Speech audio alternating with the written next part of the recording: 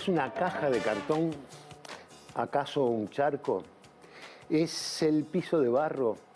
¿Es un fiado en la feria? ¿Es dignidad? ¿Mérito?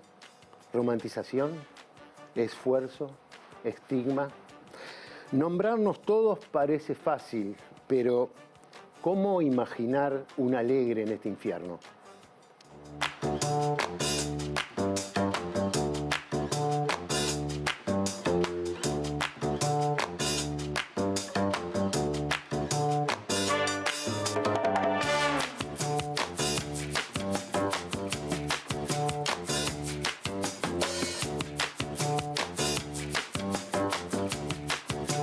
Hoy, en Ideas Cruzadas, le damos la bienvenida a Andrea Vigorito, economista dedicada a analizar la desigualdad económica, la pobreza y las políticas sociales. Y Gisela Ambiela, una maestra que acompaña a cientos de gurises desde hace casi 30 años en Tres Ombúes. Y también borda para conectar los silencios escondidos de otras mujeres de todos los tiempos. Buenas noches, bienvenidos a una nueva edición de Ideas Cruzadas. Bueno, como las estaban presentando, creo que rápidamente ustedes se dan cuenta que el tema que vamos a abordar hoy es el tema de la pobreza, que ha sido un tema que estuvo muy presente en la campaña electoral y bueno, ahora hay que empezar a trabajar y hablar con él. Así que, Andrea, gracias por venir. No, gracias por la invitación. No, por favor. Giselle, gracias por venir. Gracias a vos. ¿Está bien que yo diga que es de la academia al territorio? Pensando en la tarea que hace cada uno de ustedes, vinculadas al estudio de los problemas de la problemática y vinculados al trabajo ese con los niños. Sí, creo que sí. ¿Puede ser? Creo que sí. Sí. O sea, que podemos hacer un lindo cruce acá, ¿no? Teoría y experiencia. Así que lo primero que le preguntaría es cómo llegan a lo que son, ¿no? ¿Cómo llegás a ser una académica que ha desarrollado todo su conocimiento y su estudio y sus trabajos vinculados a estos temas? Y cómo llegas tú al territorio, siendo maestra. Así que, no sé, ¿cuál empieza? Andrea, Bueno, Andrea, vamos arriba. Bueno, nada, me interesó siempre el tema de la pobreza, de las diferencias en las condiciones de vida de la gente desde niña. Mi madre también era maestra y trabajaba en escuelas de contexto crítico, bla, bla, bla, y yo a través de eso fui viendo como situaciones de vida muy complicadas. También, bueno, soy de los 60, así que viví etapas como duras del país. Y me interesó la economía como manera de estudiar algo que tenía que ver también con contribuir capaz a transformar o a discutir el mundo. Y dentro de eso, la situación, las desigualdades, la pobreza fueron el área que realmente me atraía como campo de estudio. Y bueno, ahí un poco me refugié y traté bueno, trabajé con muchos grupos, con mucha gente, tratando también de interactuar por fuera de la economía, con gente de otras disciplinas. En el propio Instituto de Economía tenemos un grupo grande que trabaja esos temas y bueno, también sabiendo lo parcial que puede ser la mirada que hacemos desde la economía, desde la investigación sobre estos temas. ¿Por qué parcial?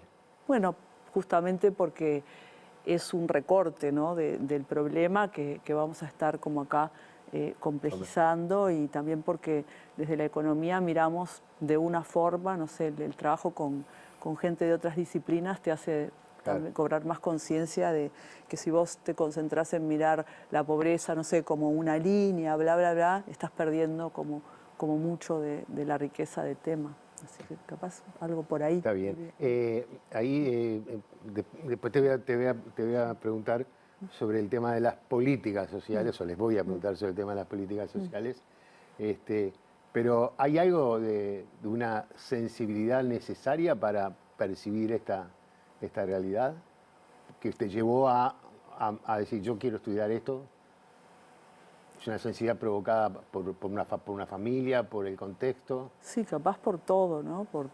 Como decía, bueno, una familia una ideología, de un contexto en el que crecí, y después que el tema también se volvió un tema de interés académico, o sea, Claro. estuvo mucho tiempo dejado de lado y después en los 90, justamente por todo lo que sucedió con la crisis de la deuda externa, lo que pasó en América Latina, lo que pasó en el mundo con el thatcherismo y el reaganismo, también Claro. cobró importancia. También pasé algunos años ¿En durante la dónde? dictadura, sí, pero en México, y también ahí ves fuertemente las contradicciones. Claro. Después sí estudié, tuve esa beca para estudiar en Inglaterra. Sí. Giselle, maestra. Y lo que empezó siendo una vocación, después terminó siendo un acto político, ¿no? Esto de estar en el lugar donde hay que estar. Creo que a mí se me formó el Estado, me ayudó a formarme como educadora y viviendo y aprendiendo. Aprendí un montón de cosas, sigo aprendiendo y me parecía que había que estar en los lugares donde ese saber se podía hacer carne. Y bueno, y es así que toda mi vida he trabajado en el oeste de Montevideo, en lugares donde hay vulneración y en algunos momentos mucha vulneración de derechos. Y siento que bueno, es el lugar donde tengo que estar y junto con otros. Esto no es una tarea que uno pueda hacer en solitario. Yo soy, por suerte, rodeada de un colectivo que me potencia y en el que juntos podemos hacer la diferencia, sabiendo que, sin romantizar, porque sabemos que hay cosas que cuestan mucho moverlas, hay cosas que vienen de tiempos antiguos, pero hay otras que nosotros vemos que hay cambios realmente, transformaciones, se puede hacer la diferencia. Bueno, y en eso estamos. Esa organización es Andares. Andares. Sí. Y en esa organización atiende muchas cosas. Atiende muchas cosas. Por lo que estuve viendo, desde clubes, CAIF, no sé si comedores, bueno, como que hay un desarrollo muy grande en la zona que tiene una participación activa. Sí, Andares es una asociación civil que empezó hace casi 30 años intentando dar una respuesta desde la sociedad civil a una situación de injusticia que había en ese momento. Y lo primero que se generó fue un club de niños y niñas, bueno, para atender a esa población. Y luego empezamos a leer la realidad, empezamos a ver que bueno, esos niños y niñas egresaban y esos adolescentes no tenían cómo seguir los trayectos educativos, cómo ser acompañados. Entonces generamos un centro juvenil. Y a la vez vimos que la primera infancia estaba realmente muy sola y cuando llegaban a la escuela ya había 6 años como de pérdida, porque estos niños y niñas venían de situaciones muy complejas y bueno, y generamos un CAIF. Y ahora tenemos hace muy poquito tiempo, hace un par de años, un proyecto laboral que es Andamios para poder acompañar a los jóvenes en esto del empleo, que cuesta tanto, un empleo que sea cuidado, donde los chiquilines, los jóvenes puedan ser respetados en sus derechos y puedan llegar, realmente poder transitar el ámbito laboral de la mejor manera. Cuando estamos hablando de 20 años, dijiste. 30 años. 30 años. ¿Cuánta gente pasó? Un montón, un montón. Hay gente que pasó y no las vimos más, y hay gente que pasó y ahora sigue trayendo sus hijos o sus nietos al centro, y para nosotros es un voto de confianza, ¿no? Porque en este tiempo hemos avanzado un montón, empezamos siendo un puñado de personas y ahora somos casi 50 personas que trabajamos en el barrio y trabajamos con esta población, también con las familias y es muchísimo. O sea, cuando uno se sienta a pensar, o sea, siempre uno está en el trabajo, ¿no? Ahí en esto en la olla, como que... Pero cuando uno se sienta a pensar, dices, realmente es fuerte ver todo lo que ha pasado, las cantidades de gente y ver frutos. Nosotros vemos gurises y gurisas que ahora están en la universidad, cosa que no era ni pensado ni por las familias, ni por los adolescentes. Y a veces uno también duda, y a veces quizá tampoco por nosotros. Y hoy están haciendo estudios terciarios, y para nosotros es un orgullo realmente. Esta es una pregunta que quienes están mirando que se la quieren hacer. ¿Cómo se financia? Nosotros conveniamos con INAU y después tenemos aportes de particulares. Bien. O sea que son una... El mayor ingreso es de INAU. Es del Nosotros instituto. conveníamos con INAU para hacer la atención de los niños, los pequeñitos, los niños y los adolescentes, pero también la sociedad civil hace el aporte para que esto funcione. Tú decías 30 años, ¿no? ¿Podemos decir que los últimos 25 años han sido aproximadamente de un cambio muy fuerte en cuanto a los temas vinculados a la pobreza, a las políticas sociales, etcétera? Sí, sí, por varias razones. Bueno, en cuanto a las políticas sociales, sí, porque pensando sobre todo en las políticas que tienen más directamente que ver con el acceso a ingresos, hubo un cambio muy grande a partir de 2004-2005, primero con la extensión de las asignaciones familiares a hogares de menores recursos, después con el Plan de Atención Nacional a la Emergencia Social y después con las asignaciones familiares Plan de Equidad y la tarjeta Uruguay Social. Ahí se cubrió un conjunto importante de población que antes no tenía una relación con la seguridad social, con la protección social, ¿no? Eso genera posibilidades para después otras cosas, aumentar montos, etcétera. Por ahí hay un cambio grande. Después, en los últimos 25 años tuvimos varias crisis, entonces, Claro. como en la región también, entonces las condiciones de vida de la gente empeoraron, volvieron a mejorar, mejoraron mucho, aunque obviamente de manera insuficiente con el crecimiento de 2008 hasta 2013, ¿no? Que cae mucho la pobreza, cae la desigualdad, y después vino esta otra crisis, ¿no? Entonces, lo que nos caracteriza sí es, bueno, mejoras, pero también periodos de crisis que destruyen mucho de las mejoras que se logran en los periodos de bonanza, ¿no? Y esa es un poco la historia de Uruguay y es también lo que ha pasado en la región, ¿no? Entonces, cómo salimos de ese Claro. círculo. Y eso se percibe concretamente con lo que ella dice, bueno, las distintas crisis, la pandemia, por ejemplo, ¿se percibe en el campo y en el territorio? Sí, claramente se percibe. Hay signos que son, o sea, de lectura rápida y hay otros que cuando uno va transitando los va reconociendo. Cuando nosotros llegamos al barrio hace más o menos 30 años, encontramos una población muy vulnerada, pero puesta ahí. Y lo que yo creo que una cosa que ha pasado, puesta ahí como estaba ahí y como que nadie reconocía que había un grupo de familias, de gente, un barrio que tenía necesidades, que estaba desconectada de la red social, que no tenía acceso a las cosas básicas, alimentación, salud, ¿no? Cosas básicas, o todo el mundo lo sabía y nadie Hacía nada. hacía nada, o no es esto del statu quo. Niños que tenían 7 años y no existían como para el Estado, no tenían cédula, no tenían nada. Y bueno, lentamente esas cosas fueron variando, se notaba esto de la visibilización. Bueno, estas personas existen, deben tener los mismos derechos que tengo yo, los niños deben tener los mismos derechos que tienen mis hijos, y bueno, empezaron como una serie de campañas, de aproximaciones para mejorar sus condiciones. A veces pasa que cuando se suceden estas políticas hay mucha invasión en el territorio de equipos y hay una superposición y no siempre eso resuelve. A veces lo que es que mucha gente anda ahí en la vuelta y no se terminan de resolver aquellas cosas que son medulares. A veces sí funciona, pero no siempre. Y eso se nota. Esa es una pregunta que la voy a dejar para después, pues está asociada a las políticas, lo que hoy se habla de la transversalidad, creo que lo llaman. Sí. Pero estamos hablando de este tema y ahora la pregunta que se cae de cajón. Bueno, para todos la pobreza es lo mismo.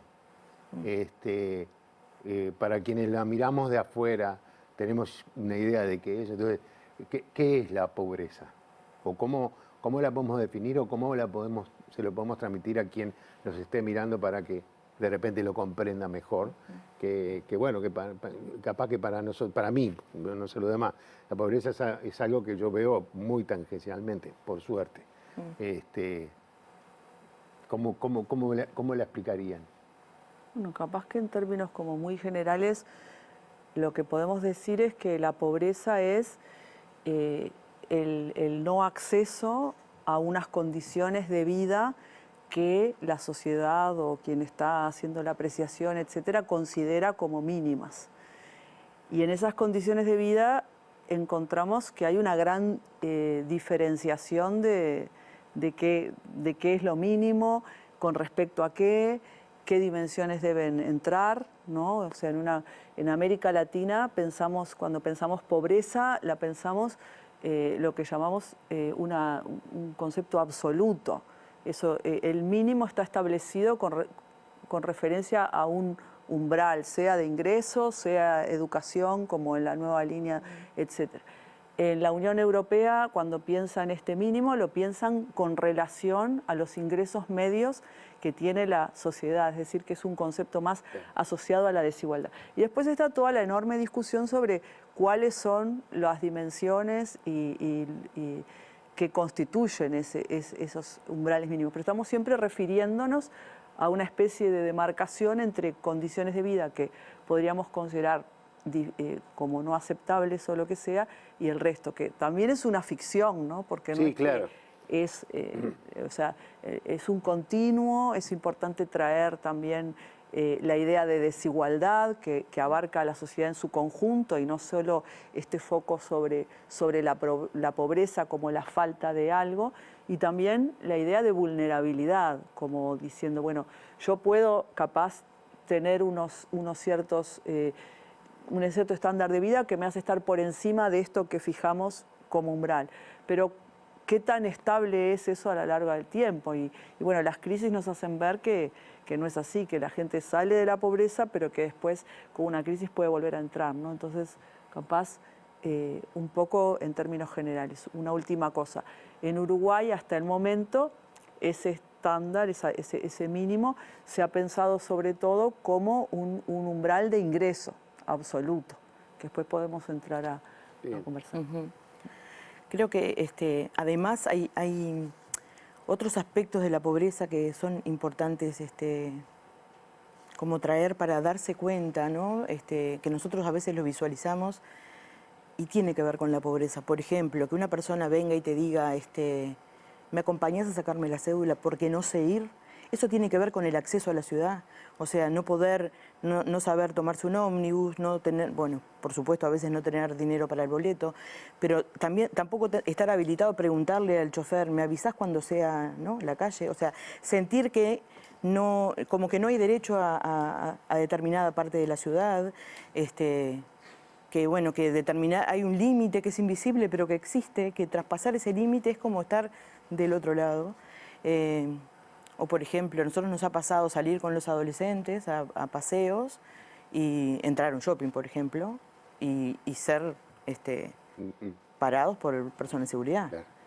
Y yo pregunto, si viene un grupo de turistas, capaz que esas personas, seguramente esas personas no se les paran. Estos gurises, porque tienen determinadas características y porque además vienen con los educadores y demás, eso también tiene que ver con la pobreza, ¿no? No tener acceso a, no sé, ir al cine, ir al teatro, sentir que eso es importante.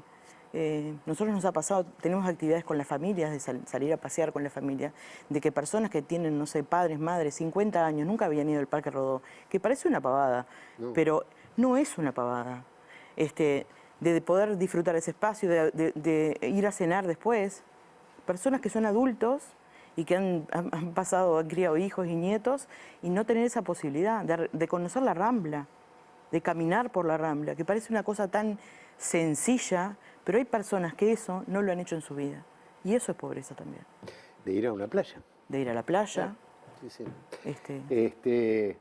Y todo eso cambia también, ¿no? Porque los umbrales y las experiencias y todo cambia. Pero lo veamos en un instante, ¿no? Hacemos una pausa y ya seguimos conversando.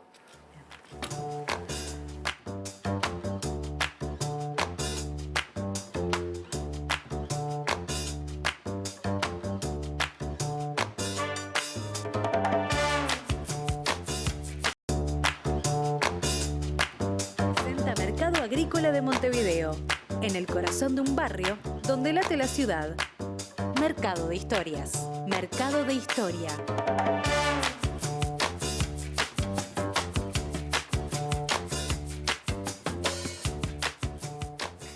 Seguimos conversando con Giselle Ambiela y Andrea Vigorito. La academia, de alguna manera, el territorio, el cruce de experiencias, que de alguna manera tú lo dijiste cuando decías, bueno, el trabajar con personas de otras disciplinas te ayuda a ver otras realidades, ¿no? O sea, muchas veces depende del lugar de donde miramos las cosas para lo que podemos entender. Entonces, digo, estamos disfrutando mucho esta conversación. Sí. Los umbrales cambian, ¿tá? Tú lo dijiste, o sea, de acuerdo a cuáles son las necesidades o las nuevas necesidades que tiene la gente. Pero tú mencionaste otros dos elementos, que son la desigualdad y la vulnerabilidad. Lo de la vulnerabilidad lo entendí, o sea, es, bueno, yo hoy tengo un ingreso y determinadas condiciones de vida que me ponen por encima de esa línea de la pobreza, pero no estoy seguro. Es más o menos así. Sí. Es decir, me puede pasar cualquier cosa o puede pasar cualquier cosa. Exacto. Venga una crisis y por lo tanto esa posición que yo había podido alcanzar la perdí. Y la vulnerabilidad debe ser muy importante. Y en la desigualdad, ¿a qué nos referimos? Porque ahí vamos un poco a las causas también de la pobreza, ¿no? A cómo está, si nos metemos un poco con el tema por un momento de los recursos, cómo están distribuidos los recursos en la sociedad y cómo están distribuidos los ingresos que generan esos recursos. Entonces, contextos de mayor desigualdad económica, en muchos casos se pueden asociar, no siempre, pero a mayores niveles de pobreza, ¿no? La idea de que por qué las personas son pobres, si es por su responsabilidad individual o si hay una estructura económica y social que genera que las condiciones de vida estén tan desigualmente distribuidas. Un poco pensaba en eso. O sea que esa situación de desigualdad, de alguna manera, es uno de los generadores de las situaciones de pobreza. Sí, y también que en momentos, gracias, de reducción de la desigualdad, hemos visto que la famosa discusión sobre el crecimiento económico, ¿no? O sea, no siempre que hay aumento del crecimiento económico, que hay crecimiento económico, o sea, que hay aumento del producto, cae la pobreza. Lo vemos en los 90, de mediados de los 90, bueno, hasta el 98 por ahí, porque después, que hay crecimiento y hay estabilidad y luego aumento de la pobreza. Y en parte esto tiene que ver con que la desigualdad aumenta también en ese periodo. Sin embargo, si miramos, por ejemplo, el periodo, yo qué sé, 2006, hasta la crisis, lo que vemos es que hay crecimiento económico, sobre todo, bueno, muy fuerte en ese periodo que decíamos hoy, hasta 2013, hay reducción de la desigualdad porque hay muchas políticas, no solo porque solo por el crecimiento esto no se produce, y eso coadyuva a que la pobreza caiga bastante.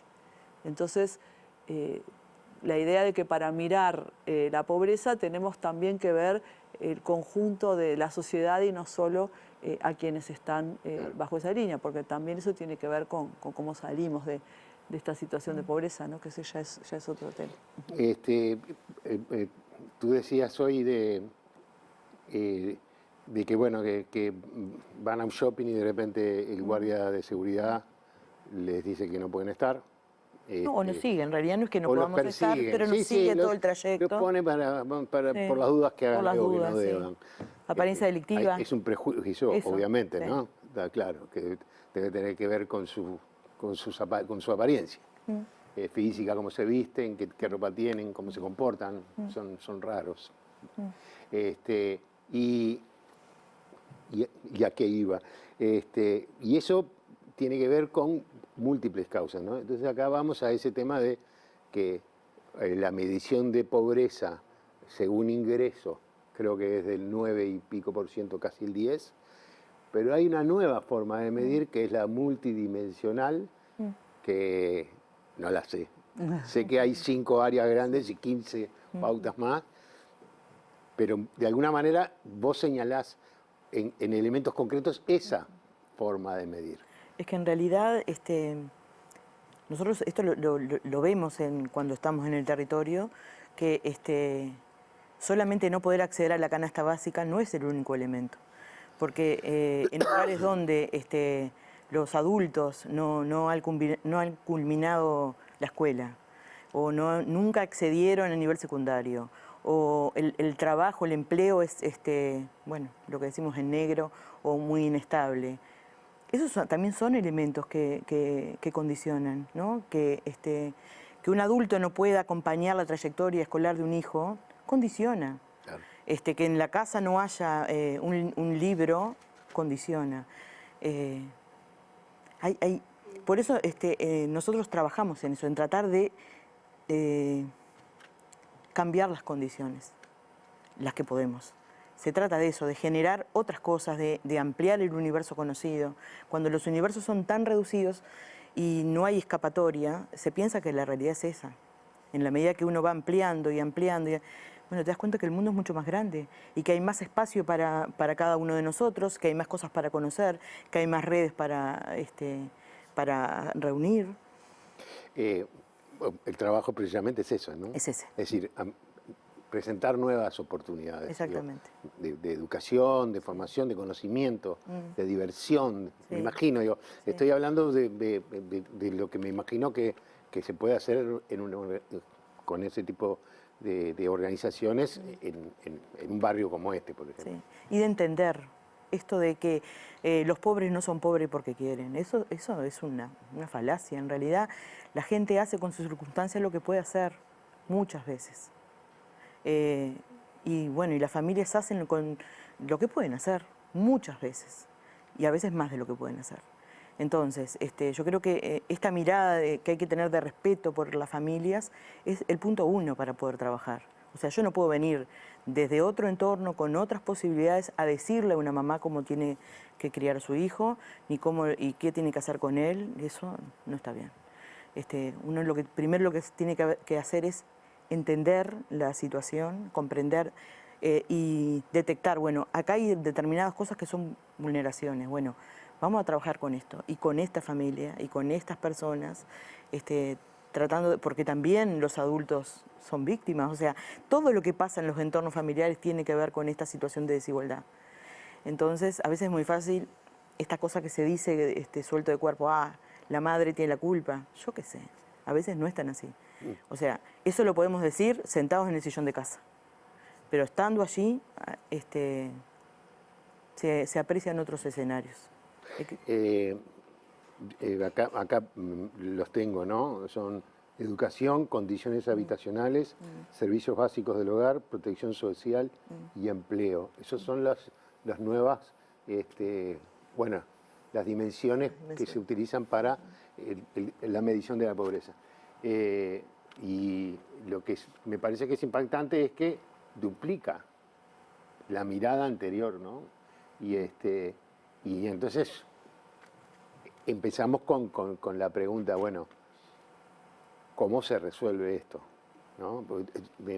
Yo me quedé con algo que venías diciendo tú, y es, bueno, la familia, ¿tá? Los niños pobres son pobres porque es pobre su padre o su madre o su familia o su madre sola, porque los niños no son ni ricos ni pobres, Claro, obvio. son niños, punto. Entonces, digo, la pobreza está en su hogar.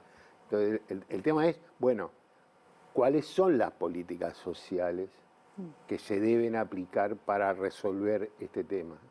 ¿No? Más allá de ese trabajo y yo me quedo con eso que vos decías, a veces viene mucha gente al barrio o a la zona y es mucho más ruido que soluciones, ¿no? Que yo sé que es así, ¿no? Porque a veces todo el mundo tiene que estar y bueno, y de repente lo que se está haciendo no se presta atención. Entonces, les tiro la pregunta, ¿por dónde tiene que arrancar un gobierno que ha dicho que va a hacerse cargo? Bueno. No, en realidad no dijo que va a hacer. Dijo que va a cumplir. Yo, primero, un comentario sobre lo de las mediciones, ¿no? Que creo que lo que tienen las mediciones por la atención pública que connotan es que ponen la atención sobre ciertos asuntos. Me parece que está bueno, y esto es una idea que el INE tenía hacía tiempo, pero que ahora se concretó, que tengamos una medición multidimensional de pobreza como tienen muchos países latinoamericanos. Lo que sí creo que sería importante es que tanto la medición de pobreza como la medición monetaria como no monetaria tuviesen la misma jerarquía, saliesen en el mismo momento y nos permitiesen tener un único panorama global de cuál es la situación, ¿no? O sea, como un sistema de indicadores más amplio que nos muestre que el acceso a recursos económicos, que en una sociedad de mercado es fundamental, es como algo muy básico y que no expresa todas las carencias como ya dijimos. Ahora, después viene la discusión de, bueno, entonces, ¿cuáles son las que no son el ingreso? Que acá el índice nuevo pone un conjunto de dimensiones que son bastante consensuales y que hacen también a otras maneras de representar, como vos hablabas, de necesidades, ¿no? Y que se ligan a una tradición bastante latinoamericana, que es la idea de las necesidades básicas insatisfechas, ¿no? Con Altimir, la CEPAL, bueno, los trabajos de Katzman, ahí en el propio informe está citado. Entonces, creo que complejiza la discusión pública, y eso es bueno, no tener un solo indicador, como veníamos hasta el momento, porque eso permite leer como que el bienestar de la gente evoluciona como evoluciona la línea de pobreza, y ya sabemos que eso no es así. Peor la de indigencia, que prácticamente no queda nadie bajo esa canasta básica. Entonces, me parece que pone de relieve un conjunto de aspectos. Y lo que tiene de importancia, además, más allá de, después, si tenemos tiempo, quisiera decir algo sobre esas dimensiones que se seleccionaron, pero es que la pobreza, es que solucionar la situación de pobreza no es llevar a todos a la línea con un costo que es bastante más bajo que trabajar en estas dimensiones que aparecen en el índice, que tienen que ver con las condiciones habitacionales, con los problemas de vinculación educativa, etcétera, ¿no? Entonces, nos habla de otros órdenes de magnitud. Entonces, es como que las dos cifras nos muestran una parte de la realidad. Este 18,8, 19, que es la pobreza multi, como se está estimando, nos habla nos permite calificar eso. También la idea que decía hoy de vulnerabilidad, porque de repente estas personas, muchas tienen un ingreso por encima de la línea de pobreza, pero con estas condiciones de vida son muy vulnerables en otros contextos. Pero también hay que decir otra cosa, que es que la línea de pobreza de ingresos que estamos usando hoy está calculada en 2006. El INE estaba calculando una nueva línea de pobreza. Las líneas de pobreza se calculan a partir de las encuestas de gastos e ingresos de los hogares, que no son las encuestas de hogares, son encuestas donde se releva los patrones de consumo. Esto se hace con encuestas. Con encuestas de hogar, de gasto, donde la gente le dejan una libreta o lo que sea y va anotando todos sus consumos, ¿no? La línea que estamos usando ahora corresponde a una encuesta que se hizo en 2005. Pero me imagino que se ha reajustado. Bueno, se reajusta pero por los componentes, sí, pero por los componentes que estaban en esa línea. Claro. Porque no es que se cambian los componentes, se mueve con los precios. Pero en 2015-16 se hizo otra encuesta de gasto.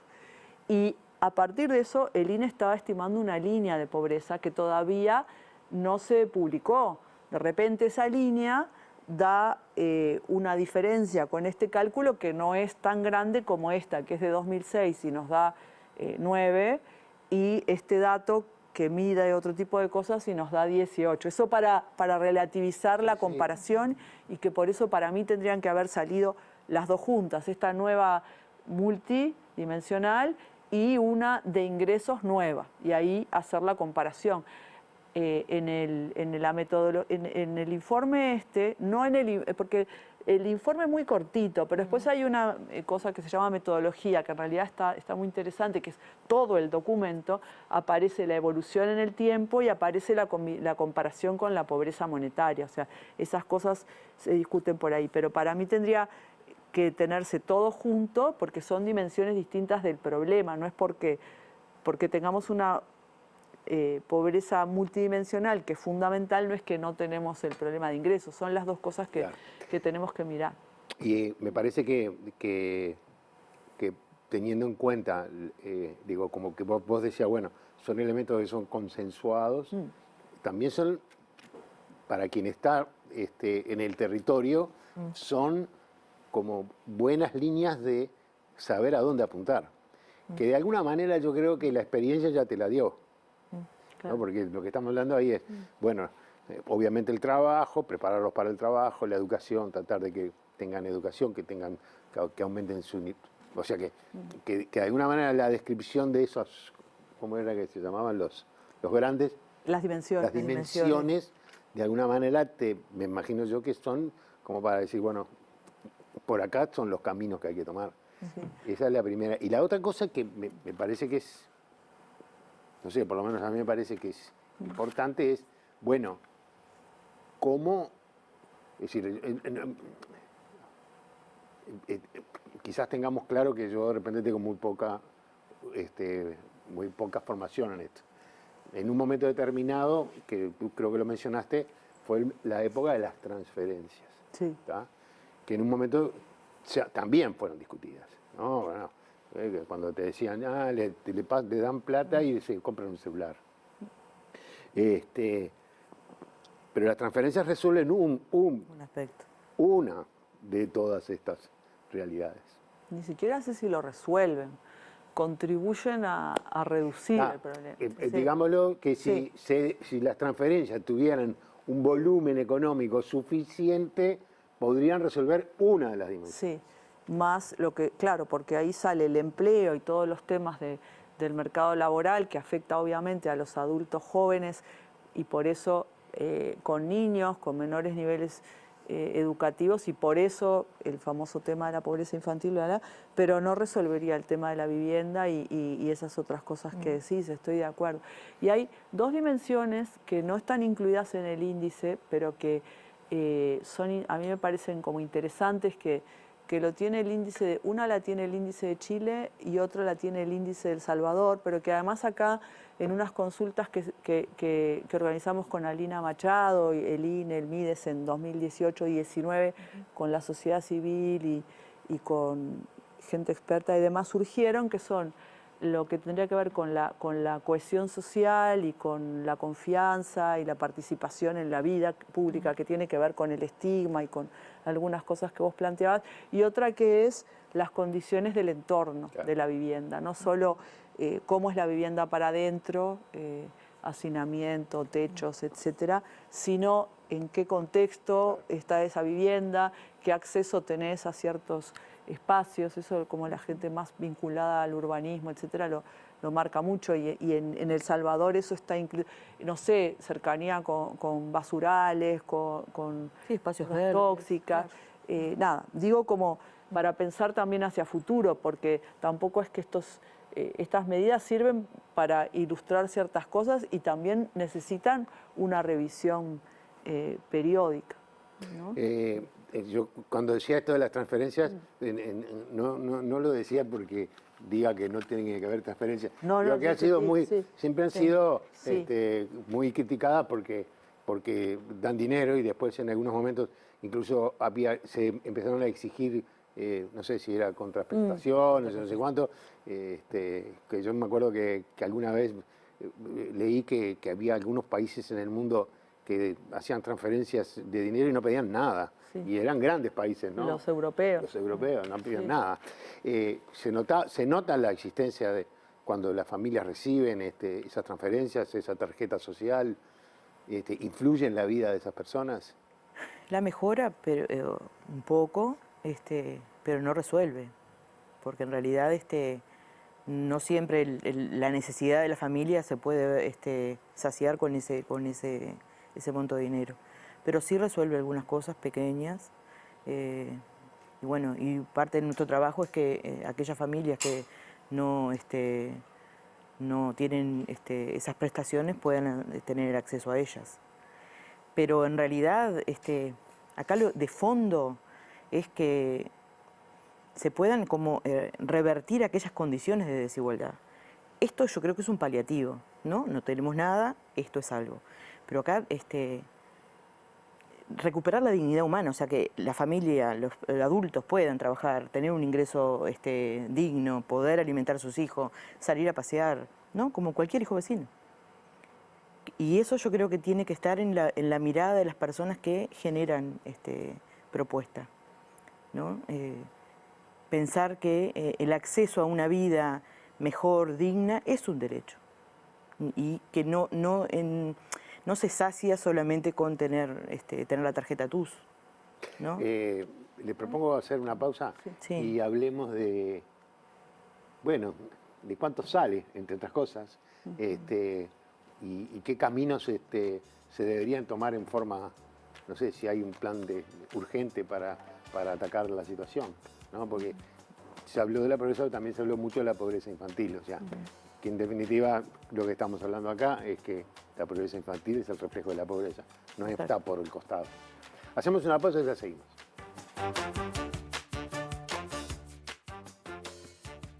Presentó Mercado Agrícola de Montevideo, en el corazón de un barrio donde late la ciudad. Mercado de Historias. Mercado de Historia.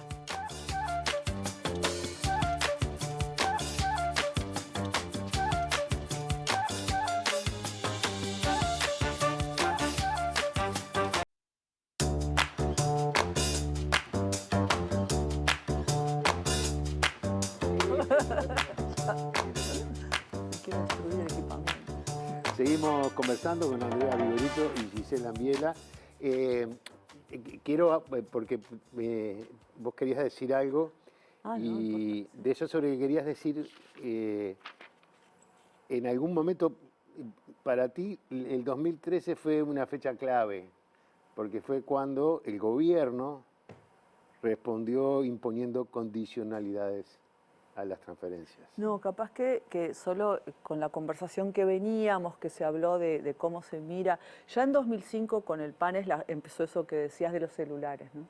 Pero hay varios trabajos, sobre todo de politólogas, que muestran ese giro de 2013, como ante la crítica a las transferencias, el gobierno responde siendo más duro con las condicionalidades de las asignaciones familiares, ¿no? Hay un trabajo de Carmen Midaglia y Florencia Antía, y hay otro de Florencia Antía, Pilar Mansi y Cecilia Rosell.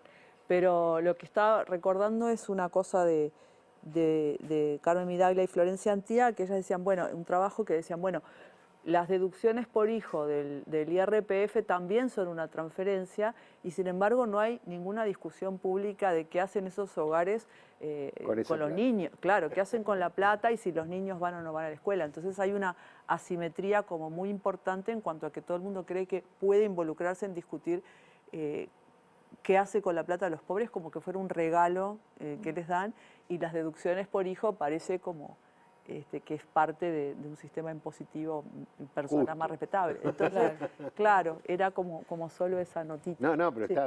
pero es interesante porque eso también habla de un poco de lo que de tu experiencia, y es, bueno, también algo que es en realidad una deducción, y al ser una deducción es como que te están dando un dinero porque tenés un hijo o porque tenés 2 o 3,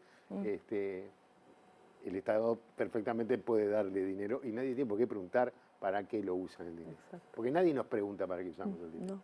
A nadie. Entonces, está claro eso.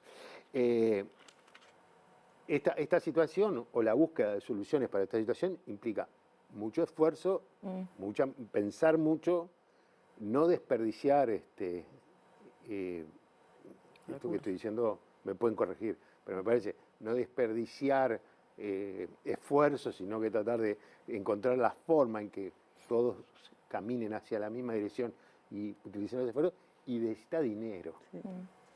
Entonces, y una mirada a largo plazo, ¿no?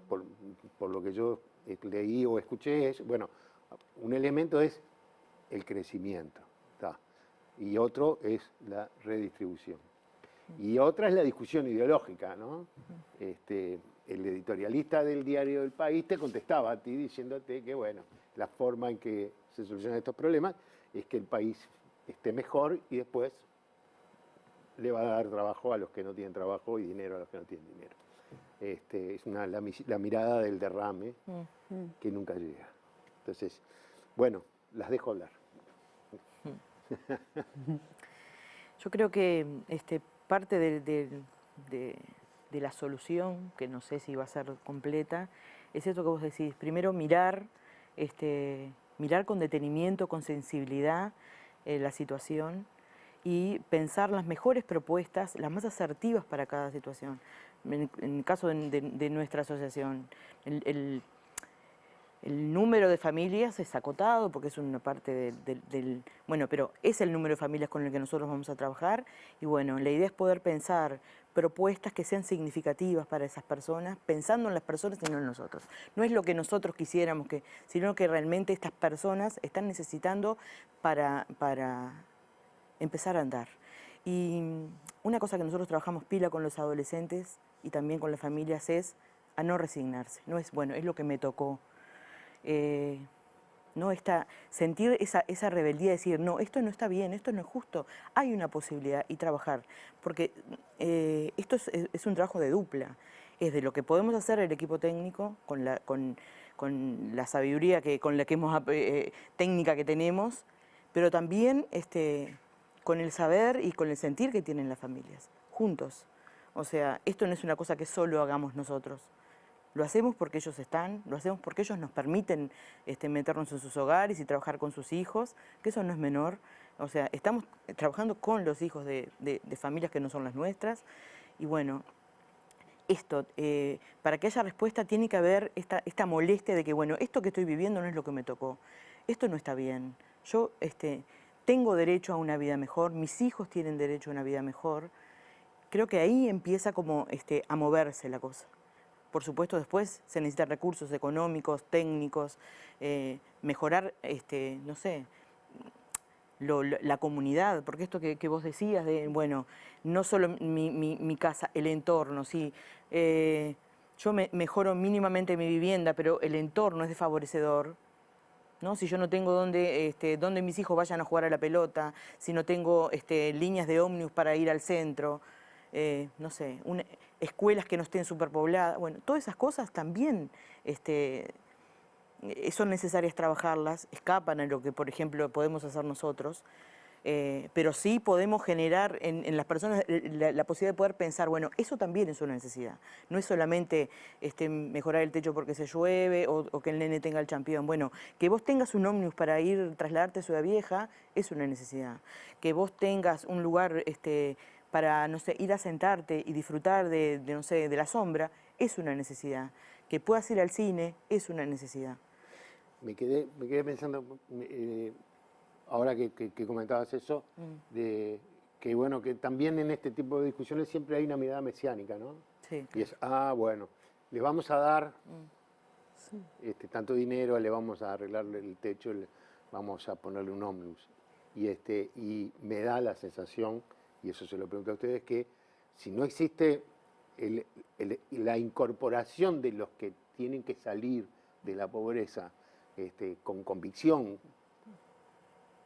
no quiero que se me entienda bien, sí. Estoy hablando de mérito, estoy hablando de sentirse involucrados. Vos decías, esa rabia, esto tiene que cambiar, bueno, sentirse involucrados para encontrar soluciones, me parece que eso también es un tema que... Y es que eso es fundamental, porque en realidad, si no esta mirada de que yo tengo todo lo que ellos necesitan y le doy, eso no es respetuoso. No es respetuosa, porque es desconocer que del otro lado, esa familia, esa comunidad, tiene un montón de valor, tiene un montón de sabiduría, tiene un montón de historia, han hecho muchísimas cosas y yo lo tengo que, eso, revalorizar. O sea, partir de lo que yo, o sea, no es que no tienen nada y yo le doy todo. Eso es un error de una mirada burguesa, diré yo. En realidad, estas familias, al igual que yo, que todos tienen un valor y un acopio de historia, que es necesario, primero, nosotros reconocerlo, hacerlos conscientes a ellos. Mira, todo esto es tuyo. Todo esto es, vos lo has hecho a lo largo de tu vida, has logrado tener esta familia, tenés estos gurises, podés trabajar, tenés esta capacidad, no sé, esas cosas. Y a partir de eso, trabajar. O sea que, No es la tabla rasa. en tu perspectiva, se necesita un gran trabajo de, no sé cómo se llaman ahora, asistentes sociales. Comunitario, yo creo que es un trabajo agente comunitario. Y desde el punto de vista económico, Bueno, ese trabajo que fortalece la autonomía y el acceso como a las oportunidades tiene que venir acompañado de una cosa mucho más sistémica, que es que la sociedad defina que realmente le importa que las desigualdades se reduzcan, porque en definitiva la pobreza es una manifestación de la desigualdad. Y eso es una prioridad que tiene que ser política y que también es económica, porque no es verdad que es barato superar la pobreza.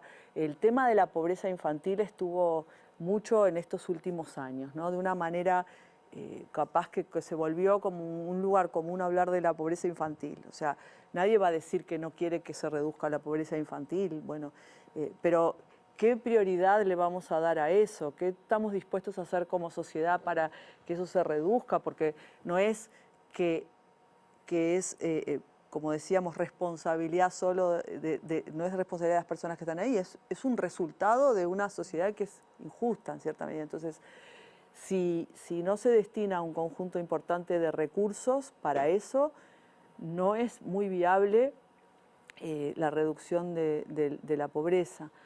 Se han anunciado medidas, se anunció una medida, no sé si se está discutiendo ahora, que es el aumento, creo que de un 50% del monto de la transferencia del monto de la tarjeta Uruguay Social. Bueno, es un punto de partida que no va a afectar sustancialmente la economía. la pobreza. La pobreza. La pobreza, porque, por varias razones. Porque la pobreza, tiene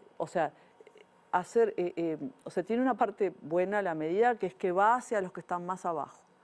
Pero los que están más abajo no es que fácilmente superan la línea. Entonces, a su vez, la tarjeta Uruguay Social no cubre a todas las personas que están en condiciones de alta precariedad, porque es un programa que no tiene una gran cobertura. Me parece que se tendría que apoyar o sobre las asignaciones familiares, sobre algo más grande, y después todas estas otras cosas que estábamos diciendo acá, también el tema de la seguridad del entorno, ¿no? De vivir en la fragmentación, la segregación residencial, que no hablamos, pero estaba implícita en todo lo que se dijo, que ha aumentado tanto y que hace que las personas en Montevideo vivan en ciudades muy distintas. Entonces, las soluciones habitacionales, las soluciones de entorno, bla, bla, bla, son políticas públicas caras. Entonces, la sociedad y quienes están a cargo de las políticas tienen que estar dispuestos a